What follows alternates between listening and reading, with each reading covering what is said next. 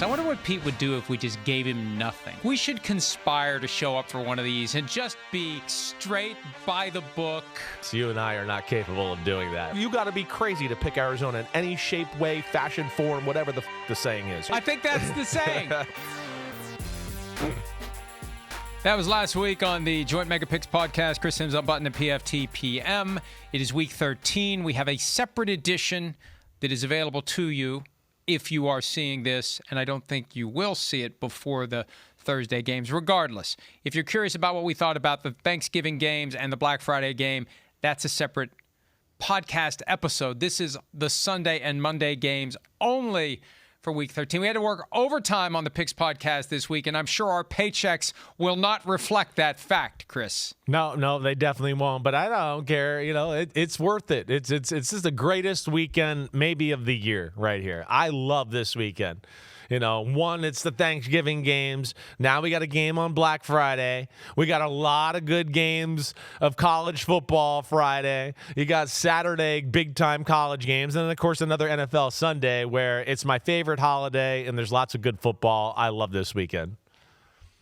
Is this your last college football weekend of the year? It is. Yes, it is. I will actually have a day off next week, which will be very much welcomed because it's you know, it gets a little bit of a grind with my schedule here. And once college is off, at least I have Saturdays to myself. Does that mean next week you're back to 3 days a week on PFT Live, or do you need like an adjustment week or something like that? Well, since you're kind of being a sarcastic asshole about it, I think we'll take an adjustment week, you know, now that you're kind of acting and giving me that fucking attitude. So go fuck yourself, all right? Thank you. Happy Thanksgiving. Okay. By the way, every week this season, you can play along with us. DraftKings has set up the free $1,000 Florio and Sims pick'em pool. Pick every game against the spread for a chance at a $1,000 prize pool every week. Download the DraftKings app, click on the Pools tab, and enter the Florio and Sims free $1,000 pick'em pool to make your picks. And no Thanksgiving or Black Friday games in the pool. You have until Sunday at 1 o'clock Eastern to get your picks in. All right, Week 13. No buys, but 4 games played not on Sunday or Monday. We're going to go straight to 1 o'clock Eastern on Sunday, and that is when the 9-2 juggernaut LA Rams head to Carolina. Carolina, the short week, flying back from Santa Clara, lost opportunity against the 49ers to really put everyone on notice. The Panthers are a team to be reckoned with. The Rams are favored by 10 in this one with an over-under of 44.5. It's a reunion of what once upon a time, not for very long, from 1995 through 2001, they were in the same division and played twice per year. That's crazy. Who do you like in this unofficial NFC West reunion? Yeah, right. There's, you know, the defensive coordinator for the Carolina Panthers, Ejiro Evero, right? He's from the Rams and all of that, so it's a similar defensive scheme. So there's a little crossover there of knowledge, right? But all in all, I mean, first off, the Rams are clearly the best team in football right now. That's not even a discussion. They're playing the best, and they're also one of the most talented. So it's all meeting up. I mean, they're number one in your power rankings. You said it, right? I mean, there's nobody you can put in their class right now. They could very easily be undefeated, as we know. The Panthers D and all that zone they run, right? I mean, are you kidding me? I mean, McVay and Stafford and company are going to pick that apart. You saw Brock Purdy. What'd they have, 6 different drives of, 10-plus plays the other night and chewing up the clock? Oh, 5 yards here, 5 yards here. Oh, run up the middle for 4. Oh, 7 yards here, 6 yards here. I mean, that's a disaster against the Rams. That's a disaster. The Rams will pick it apart and make big plays against that. So, yeah, I don't trust the Carolina defense and anything there. With that, I mean, the 49ers, again, Brock Purdy threw 3 interceptions, and they still moved the ball and controlled the game like there was never a doubt. And Carolina's offense, I just can't buy. If Carolina can't dominate in the run game, you can't trust Bryce Young to carry the load. Bryce Young's done a good job, but he's not a guy here that I in any way look at as to be a top-tier quarterback and capable of carrying a team in a shootout if his team is not running the ball well, or if a team has to way overplay the run and now he has all these favorable matchups. So, I'm going Rams here 31-17.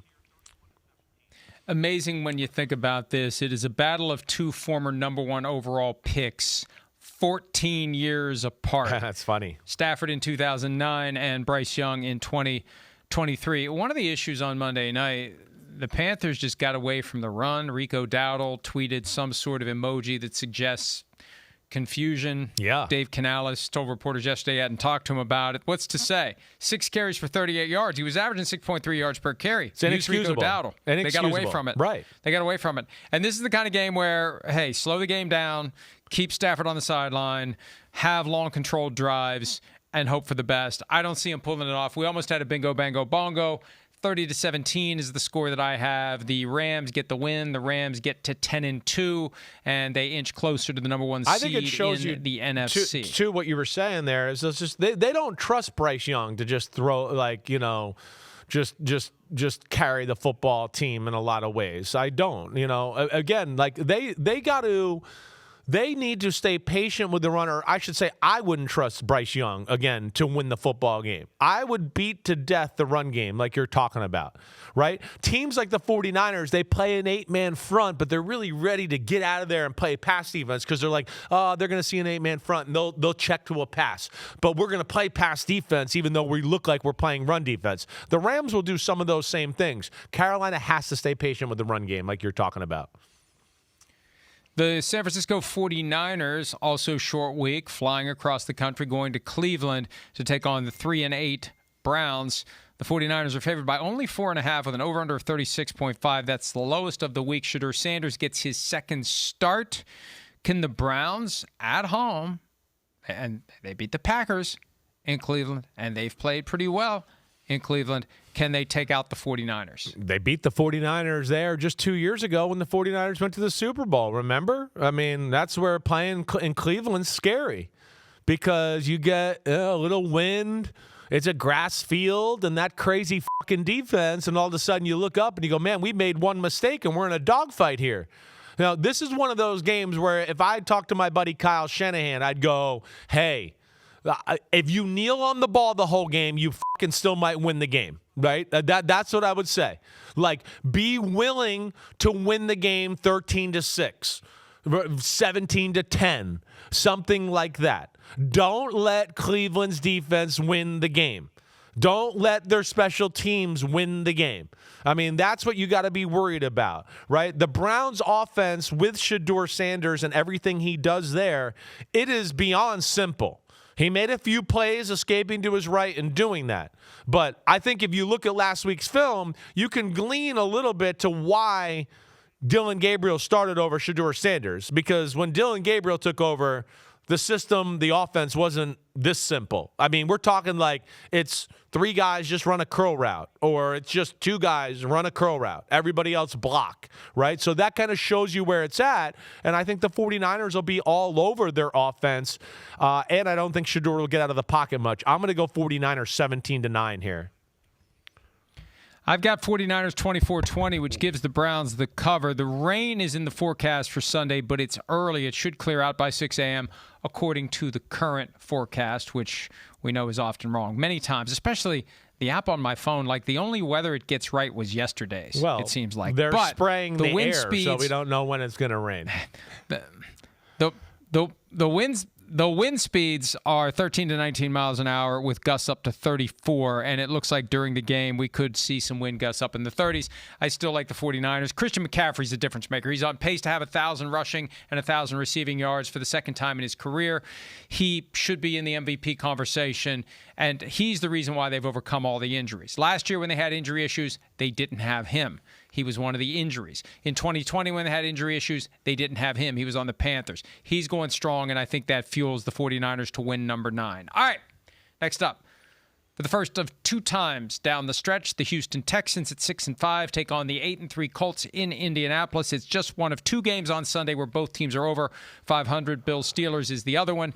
Indy is favored by 4.5 with an over-under of 44.5. That over-under seems high when you consider, as someone says, the Texans defense is good enough to win games by itself, and sometimes it seems like it does. Is the Texans defense good enough to beat the Colts by itself? I think it's close. It's close. And I think we're seeing the Texans offense has turned the corner, I think, into at least respectable area, right? I think that's the big thing, too. And I think it'll even go beyond that with C.J. Stroud playing. Again, Davis Mills did some good things last week, but, I mean, he missed a number of throws, especially early on in the football game where you're like, oh, my God, people are wide open. He's not C.J. Stroud. But they've shown now that they're healthy at receiver with Christian Kirk and Nico Collins being totally healthy, some of the young receivers are starting to show up. They're starting to be able to run the ball just a little bit and protect the passer, where you've heard me say, if Houston gets in the playoffs, they can go to the Super Bowl because they have a defense like the 2015 Broncos or the 2013 Seahawks or the 2000 Ravens. It's like that for me, for my money there. Okay, the other thing I just question, the Colts offense is really good, but when I was sitting here kind of studying and thinking about the game, I do come to the conclusion a little bit that the Colts offense kind of feasts on the poor. When it's a really good defense, it seems like it's struggle for them. They can't seem to have their way and still be the same offense when they're playing the same quality opponent on the other side of the ball, right? Can the Colts get anything down the field throwing the ball against the Texans? I think that's going to be hard, right? So I worry about that. Do the Colts have enough dudes up front on the D-line to pressure C.J. Stroud and stop the run game? Those are things I worry about. I think the Texans can move the ball. I'm going to take the Texans on the road 23-20. I think they're hot. I'm going to take them right now. Wow. Hey, look, this is not an easy one. The Colts, the fact that they lost this past weekend, that's going to give them an extra kick. Jonathan Taylor had an off game. They need to get him going. It is not going to be easy. I've got 17-13 Colts, but this one could go either way. I guess I need to start believing in the Houston Texans because they did look very good on Thursday night against the Bills. They get a little extra time to get ready, and they are trying to chase down the Colts, and they have a chance to catch the Colts. If they keep winning, they'll catch the Colts. They're in third place now, a game behind the Jaguars, 2 behind the Colts, but they can catch them. It's all in their control. I just think the Colts find a way. 17-13, and I'm really thinking about the under on the 44.5. I really am. You've got it under 2. And when you said 23-20, I thought, man, it's a lot of points for these two teams given the Texans' defense. Maybe the under is going to be a best bet. All right, the Saints at the Dolphins. Saints are 2-9. The Dolphins 4-7 coming off of their bye. Miami is a 6-point favorite. I have yet to pick the Saints to win all year, and I can tell you right now, I'm not going to be doing it again today. Yeah. Tell me what the final score is with the Dolphins winning. 24-16, Dolphins. On the bye week, the Dolphins kind of had it going before the bye week. Let's not forget that.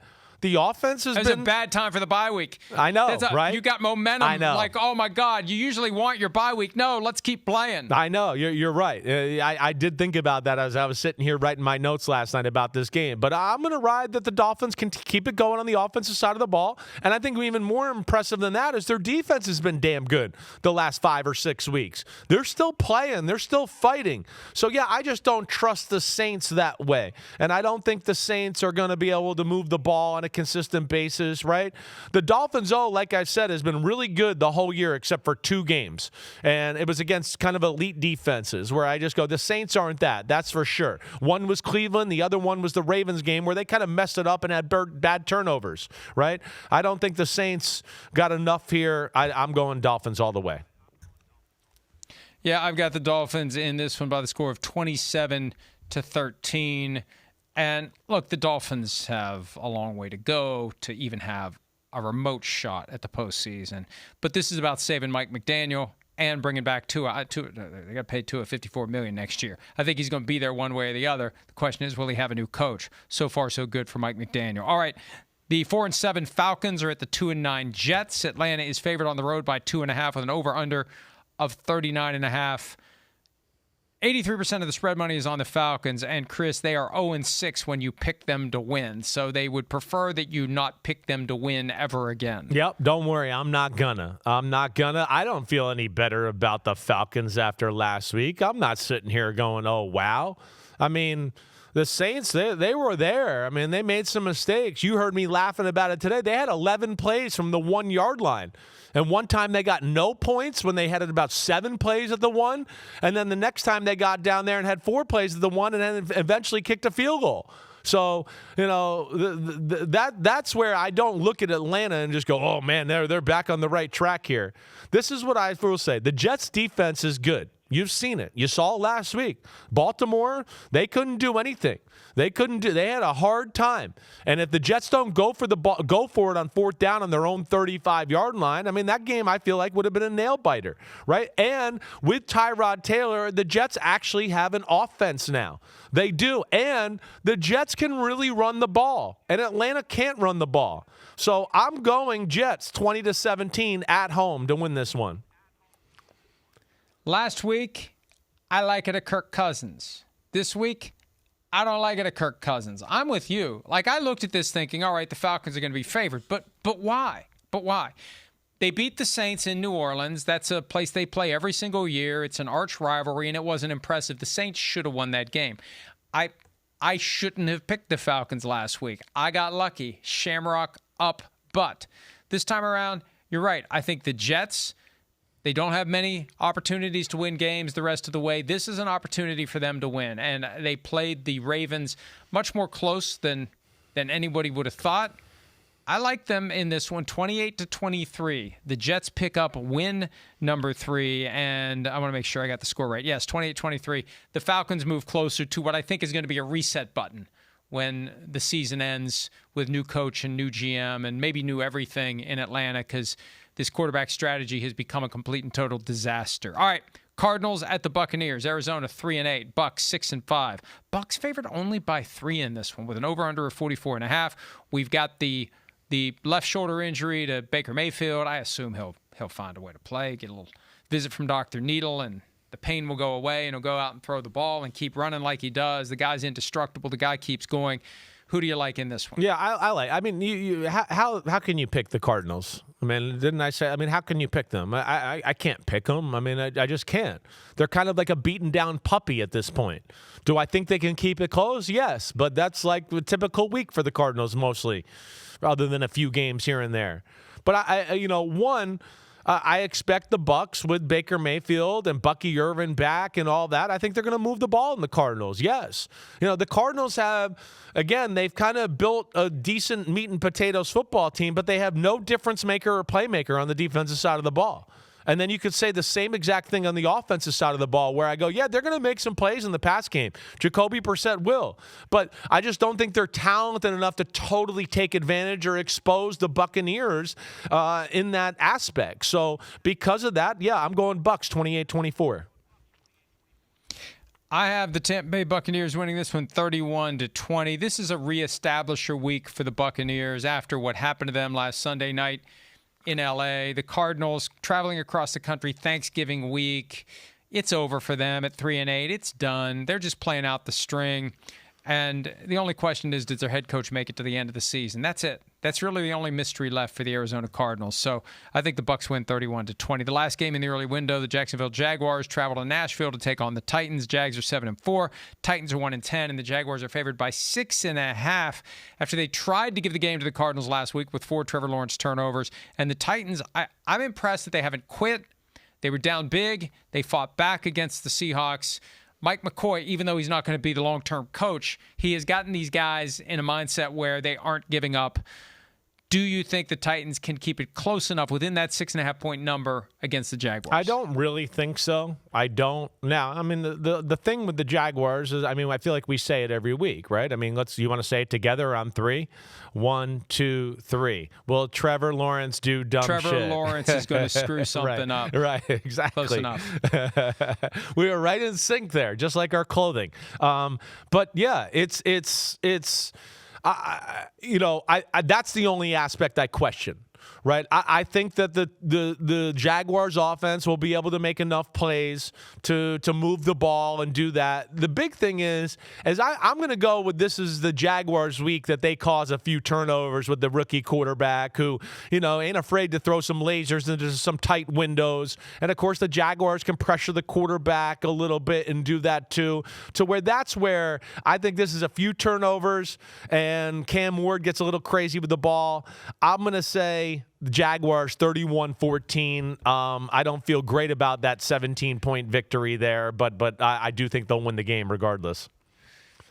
I got Jaguars 20-17. I like the Titans to cover. I like Trevor Lawrence to do one or two or three or four things that he shouldn't do that will make it harder for them to win. But they'll get the win. They'll move to 8-4 and put more pressure on the Chiefs to avoid the tiebreaker. That would mean the Trevor Lawrence fall down twice play is what keeps the Chiefs out of the playoffs. All right.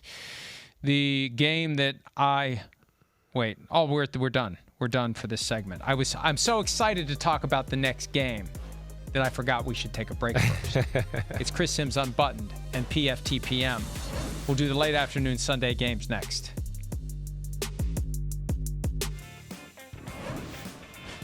Chris Sims Unbuttoned, PFTPM, joint Mega Picks podcast, week 13. Lucky baby. 13 or unlucky, depending upon how the game goes. Why did 13 become 29. unlucky, right? What was it about 13 that became unlucky? Is there an origin to that? Like, what happened there that 13 got shit on and just became bad luck? Pete's going to look it up, and he'll put it in the sheets. So, the 13th guest at the Last Supper was Judas. So that's where 13. He ruined the number 13 forever. Must be fact then. The date was September 29, 2002. It was a Sunday night game on ESPN, 4 years before NBC took over that package. Vikings at the Seahawks. Sean Alexander had 5 touchdowns that night in a 48-23 victory. And I quit the website the next day. I quit. I'm done. That was the final straw. The Vikings suck. Post Denny Green, and this website's never going to be anything. I'm never going to make any money off of it. I'm just wasting my time. I'm going to spend my free time doing something else, yada, yada, yada. 2 days later, I was back. 23 years later, the Vikings are back in Seattle. They've been there before. They were there last year with Sam Darnold as the quarterback, and it was one of the most exciting regular season games of the year for the Vikings, thanks to Sam Darnold's late touchdown pass to Justin Jefferson. This time, Darnold is playing for the Seahawks, and Max Brosmer, the undrafted rookie out of Minnesota, by way of New Hampshire, will get the start because J.J. McCarthy is in the concussion protocol. And I've seen some reports this morning that Brosmer is likely to start. No shit, he's likely to start. The moment they put J.J. McCarthy in the concussion protocol, he's not going to play this week.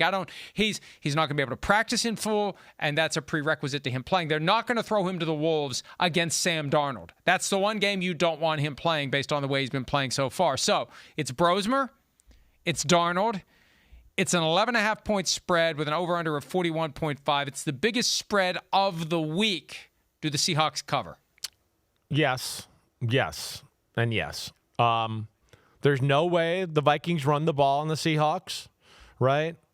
The Vikings pass game, as you know, is below average. I mean, with J.J. McCarthy, I think it just drops down another level with Mac Brosmer, right? You know, I think the Hawks defense is the real deal Holyfield. And then I think the Seahawks will be able to run on the Vikings a little bit here. I think this is a tough matchup for Flores and what they do on the defensive side of the ball because the Seahawks can run the ball and they will be patient. And if you don't show it the due respect, Kenneth Walker can rip up big plays and do that. And then I think with their play-action pass game and you want to load the box and get in there and, oh, no, now Jackson Smith and Jigga is behind us or behind our linebackers to the second level, that's where I think it kind of works against all the things that the Vikings and Flores do. I got a 28-13. I feel like I probably should have picked it more. I'll say 30-13 just to make myself feel better. Seahawks win. I got 34-20, garbage time touchdown by the Vikings to make it 14 as opposed to 21. Look, you know how I feel about where the Vikings currently are. Is there a chance Max Brosmer is going to come in and light it up? Yeah, I guess so. But even then, the Seahawks are too good right now. They're good on both sides of the ball. The Vikings don't commit to the run. Maybe they will a little bit more on Sunday. It feels like an impossible spot for the Vikings. Another loss, 4-8, and they're already done as a practical matter, and they're closing in on being mathematically eliminated. The question is, how many games is Brosmer going to get the rest of the year versus McCarthy, and then what are they going to do in 2026 to clean up their mess at quarterback? But Darnold has been great. Jackson Smith and Jigba on pace for over 2,000 receiving yards. Also, he's at a historic percentage of the production in the passing game. It's almost 50%. Jackson Smith and Jigba. I'm surprised it's not higher. He should be forcing his way into the MVP conversation. If they should pick off the Rams and take the 1 seed in the NFC, I'd be more inclined to vote for JSN than I would Sam Darnold. He has been incredible. And the Seahawks, they are just moving in the right direction, and they are not going to stop, especially because last year, they're going to remember some of last year. And now they got Darnold, and the Vikings rejected Darnold. I think Darnold's going to have a big day. It's going to be a long day for the Vikings, and I may quit the next day. Stay tuned. If it's 48-23, I may quit PFT the next day. Oh, man. Okay. Well, I'll hope for it. That'd be great. That'd be great to see. I'll be back in 2 days. Oh, okay. I'll be back in 2 days. All right. But I may quit the next day. Oh, okay. Just for a day. All right. Either way. But, yeah, listen, I hear you. A lot of what you said there. And I don't think there's any doubt. I think JSN has played himself into the MVP combo to a degree. I mean, he's played himself into where you go, wait, okay, Matthew Stafford wins the MVP.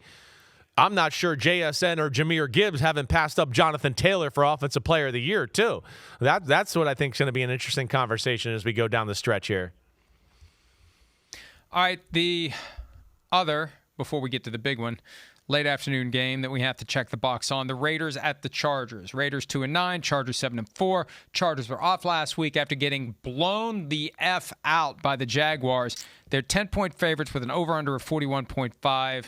Do the Chargers get off the schneid and get back on the right track and move to 8-4? Well, yeah. I mean, you know why they'll get off the schneid? Because the Raiders suck. Oh, that's right. Damn, I forgot to say that. Yeah, they're the worst fucking team in football. So, yeah, they'll get off the schneid. Now, they get a little improvement, or I do think a bump, with Greg Olsen taking over as the offensive coordinator there. I mean, Greg Olsen's got more to his offense than Chip Kelly did. So there might be a few new wrinkles there. But you know what I come back to a little bit with the Chargers? One, I do think their offense will bounce back after that bad showing in Jacksonville. Okay, Herbert didn't play well. They didn't protect well, right? They made mistakes all over the place. And I don't think the Raiders are talented enough, even though well coached, that they can really slow them down. And then the other side of it is, you always hear me say this, if you can't run the ball on the Chargers and you think you're going to throw to win the game against the Chargers defense in that secondary, you're mistaken. You're in trouble. And the Raiders can't run the ball. So I'm going Chargers 30-17. Okay, Pete, one thing I would like you to do, all that stuff he was saying about the Raiders sucking and being the worst team in football, clip that off and use that as the rejoin when Max Crosby is with us at the Super Bowl. Please. Lead off with that. But the whole Chip Kelly, Pete Carroll thing felt like an awkward arranged marriage. I had been saying for weeks, there's no way that they're both going to be back next year. I was surprised they fired him now. Like, why fire him now? What's the point in firing him now? It almost felt like it was personal. Like, let's just finish the season here. But I think Pete Carroll concerned about his own status for 2026. And if I'm Pete Carroll, I'm too old for this shit. I don't want to be part of this. I thought I was coming to a competitive team. This team sucks. So it's going to continue. 31. Wait, I got 31-27? What the hell was I smoking? Yeah. I'll go 31-27. Did I bunch the wrong number? Did I not? What was your pick? Mine was 30-17 Chargers. Did you mean to go 31-17? I got 31-27. Yeah, right. I think I meant 31-17. Let me go 31-17. There's no fucking way I meant 31-27. There is no way in hell I meant 31-27. And I wasn't even drinking last night. Okay. The last game for Sunday afternoon, the Buffalo Bills taking on the Pittsburgh Steelers. Buffalo's favored by 3.5 at the field formerly known as Heinz with an over-under of 47.5. I have picked the Steelers to lose just once this season. That was against the Colts, and, of course, they won that day. This is a big one for both teams. If the Bills lose, they're almost f***ed. If the Steelers lose, they are f***ed. Sorry, Kristen. Yeah. But what do we got? Yeah, I hear you. I mean, this is big. There's no question about that. I look at it, right? I mean, I know it's in Pittsburgh. We got that, but I still don't think Pittsburgh's defense is any good. I mean, you saw that last week, right? So, yeah, I mean, this is an offense that, again, is not superstar power, but got enough of a system, can run the ball good. And also on top of that, when there's people open, which there will be against the Steelers, the quarterback's going to hit it. And then some on some of the plays. So I look at that and go, yeah, advantage Buffalo. And then I still don't look, again, Pittsburgh, the way they play offense, I think this is a game that sets up, this is nice for McDermott because there's no one area he looks at to go, oh, no, I have to defend this such a way or they'll destroy me. I know that the Steelers ran the ball pretty well last week. They had a few good wrinkles with Kenneth Gainwell and some of the fake tush push and all of that. Yeah, that was cool. But I got to see more to me sit here and believe that, oh, yeah, the Steelers have a real run game now. I'm not going to buy into that. So because of that, I'm going to go Bills 27-20 in Pittsburgh. 30-20, Bills over the Steelers. And, since Aaron Rodgers left the Packers, the Bills have been his complete and total kryptonite. They did win the game in overtime where he exited on the fourth play from scrimmage with a torn Achilles tendon, but Right. That was against the Bills. And then last year got swept by the Bills, including the notorious Monday night Mike Williams red line game. I think the Bills will be able – the Bills are desperate here. And I think the Steelers – I think last week's game against the Bears – was the old Indiana Jones, remove your heart and show it to you. I think that the Steelers believed they were going to win that game, and Ben Johnson said, Omamshiba. And I think that broke the Steelers. I really do. Now, Rodgers will be back, but, we've got these weird Aaron Rodgers facial expressions and demeanors. I think it's going to be the return of, all right, this ain't my day, this ain't my year, and it's time to go home, Aaron Rodgers. I think we're going to be seeing that under the lights by the time this game gets very deep into the first quarter. The lights will probably be on from the start because it starts at 4:25 p.m. Eastern. Okay, that's it for the Sunday afternoon games. When we return, prime time for Sunday night and Monday night with both the Broncos and the Patriots continuing their chase for the 1 seed in the AFC. That's next on Chris Sims Unbuttoned and PFT PM.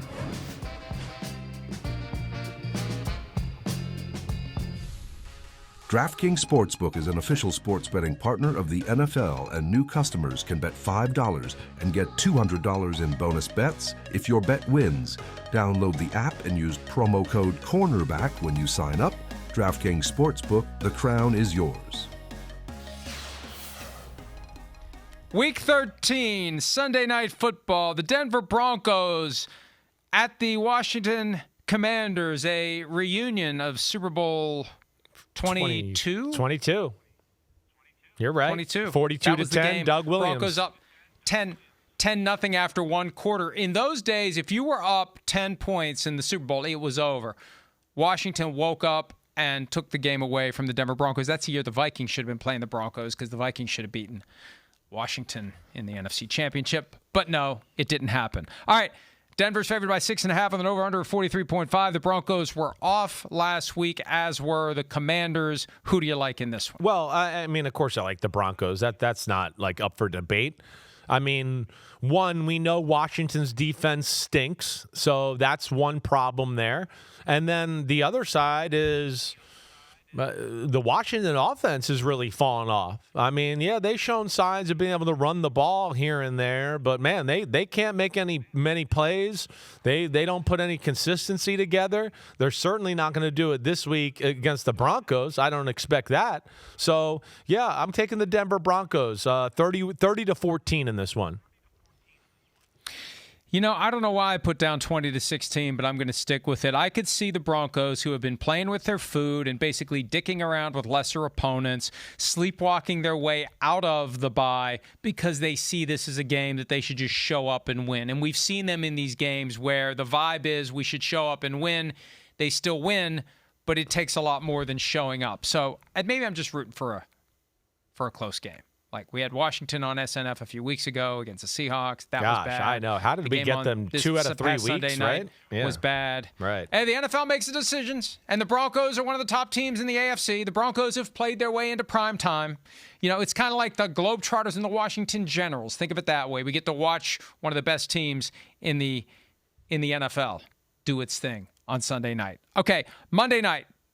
The New York Giants taking on the New England Patriots, rematches of Super Bowl 42 and 46, and also that classic Week 17 2007 game that allowed the Patriots to finish the season undefeated. The Patriots are favored by 7 at home with an over-under of 46.5. You have not picked the Giants straight up or against the spread since Week 1 Yeah, and that ain't happening now. It ain't going to change. I'm not going to do that now. I mean, one, we fire the defensive coordinator. I mean, yeah, I get it, but I mean, I don't. What's it going to do, right? It's a Patriots offense that we know can make big plays, and the Giants can let up big plays. The Patriots have balance on that side of the ball. I think the Patriots are going to be a little more motivated because I think they were a little sloppy on the offensive side of the ball last week. I referenced earlier in the show all the plays they had at the goal line. They couldn't punch it in for touchdowns and really put the Bengals away. They let them hang around. And, yeah, at home, Monday Night Football, 10-2. It's the Giants coming to town, all of that. Giants in total spiral dysfunction. I think last week is just crushing to them. Yeah, I'm going New England here, 38-20. I picked this one right on the line, 34-27. So I got to go one way or the other. And I'll probably just go 34-24. It's more likely to me that the Patriots cover. Yeah. Defensive coordinator was fired. I mean, it's a primetime game, and Jameis Winston is going to be exciting and fun and entertaining. The Patriots are just too good. And Mike Vrabel probably got after him for screwing around with the Bengals last week and making that game closer than it needed to be. It's just amazing how good the Patriots are, and they are right in the hunt for that number one seed. And if they get the number one seed and teams got to go to New England in the postseason, God, it would be stunning if the Patriots end up in the Super Bowl, but they're one of the teams that we have to take seriously, and Definitely. I think they'll do what they have to do against the New York Giants. They've got a rematch coming up with the Bills that should be interesting. They have a Ravens game coming up as well, so we'll see how the rest of the season goes. Let's take a break. When we return, our best bets and Folsom Prison Blues pick for Week 13. It's next on Chris Sims Unbuttoned at PFTPM.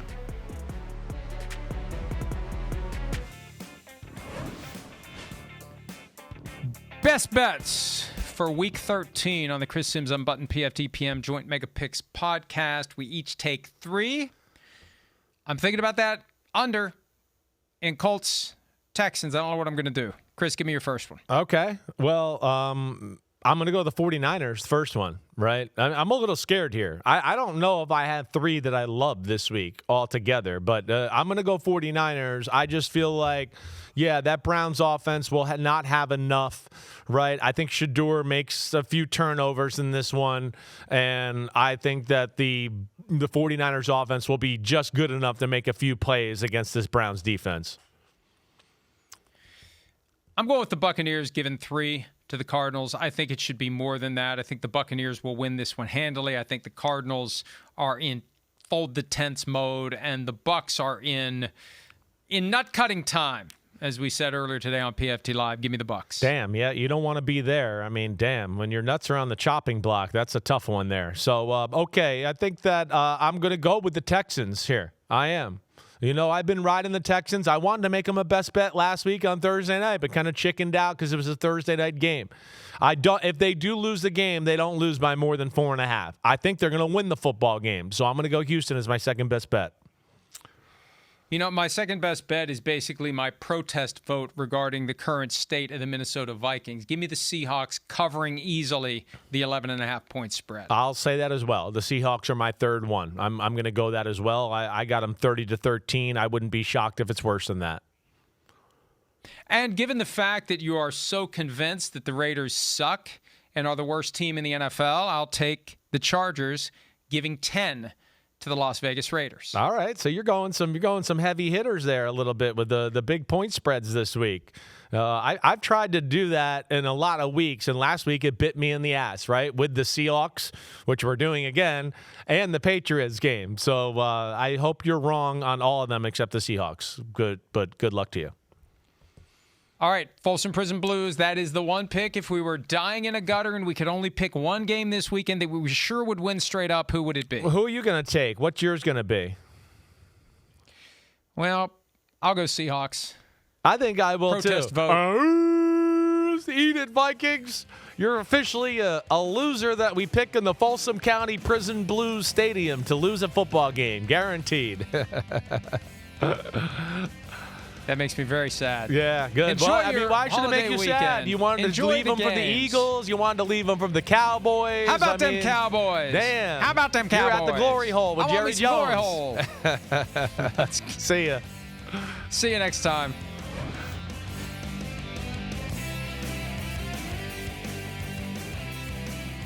Yo, yo, yo. Thanks for watching, homies. We are now in the NFL season here on Chris Sims Unbuttoned. Hit subscribe to get our weekly picks, game recaps, film deep dives, and much, much more. Thanks again for watching. Subscribe, rate, review. Peace out. You know where to find us.